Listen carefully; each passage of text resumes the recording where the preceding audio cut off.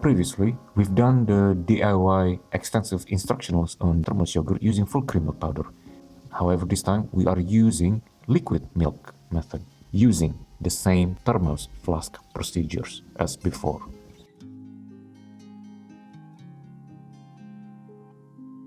To begin, all we have to do is to just bring ourselves 800 milliliters worth of full cream milk into the saucepan, bring it up to the boil, not overly to the point of boiling, but we just need to stop just before it gets over boiling.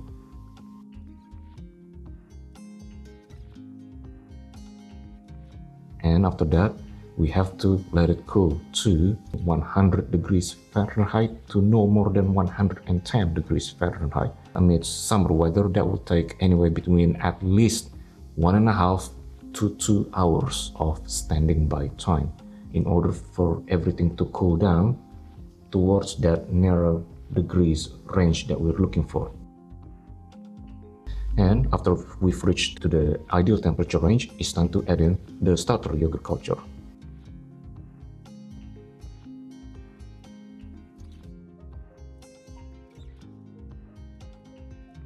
After we've mixed in the starter yogurt and the coagulation assistant agent, we still have to properly blend it.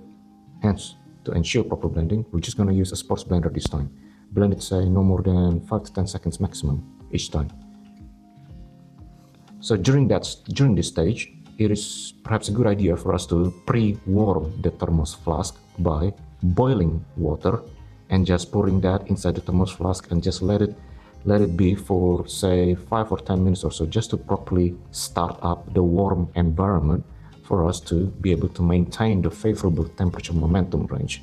So after that, we're just gonna blend everything we've got so far using a sports blender. We drain away the boiling water from the thermos flask and then pour everything into the thermos flask.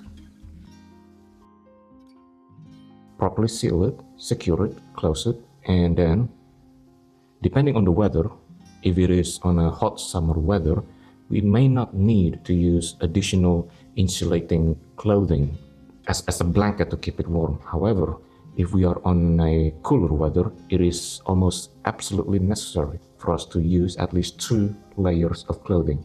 In this case here, we're just going to use 1 t-shirt.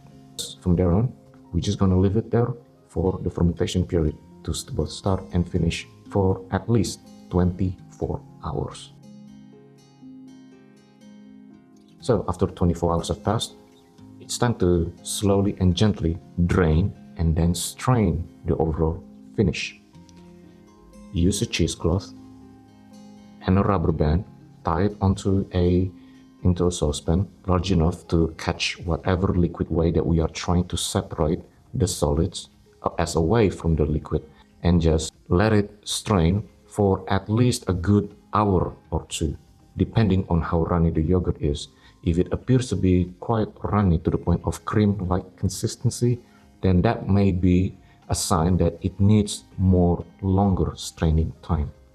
So this is what it looks like after a little over 1 hour worth of standby time for the straining process to sufficiently complete. It may be difficult to notice, but there appears to be a slightly more firming up process. And we know this by the fact that there is slightly more added resistance as we see here. And of course, we have to continue straining the rest of our existing batch of fermentation. Hence, as before, we will just gently spoon this around from the edges.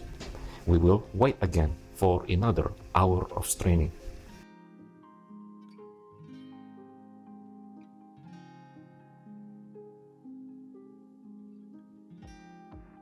It is easy to get discouraged and to feel disappointed if the overall result is too runny. However, there are always some workarounds for us to not discard the failures. E.g., we can always use these overly runny results as a frozen yogurt. Just simply strain it for, say, up to an hour, and if it still appears to be a little bit runny, just put it in the freezer. Transfer it into a container and just freeze it for later usage. So another thing that we can do with runny yogurts is to quickly make a quick condiment-based recipe So all we need is several chopped garlic cloves, up to 3 tablespoons of tomato paste, a squeeze of lime or lemon juice, a tablespoon of curry powder, and obviously our leftover liquid whey and or the failed yogurt portions, followed by any fat sources in our inventory. And then from there on, it's just simply a matter of just blending it all together, garnishing it with herbs, and store it in the fridge.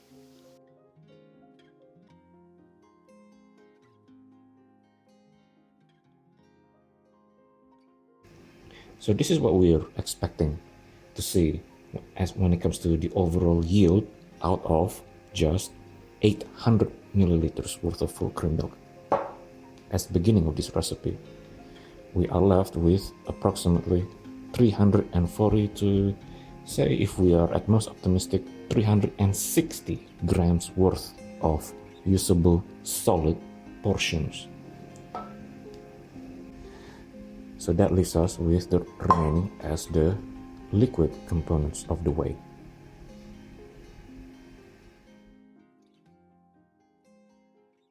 Whenever there is a good day of preparing any yogurts, there is bound to be a bad day that awaits us.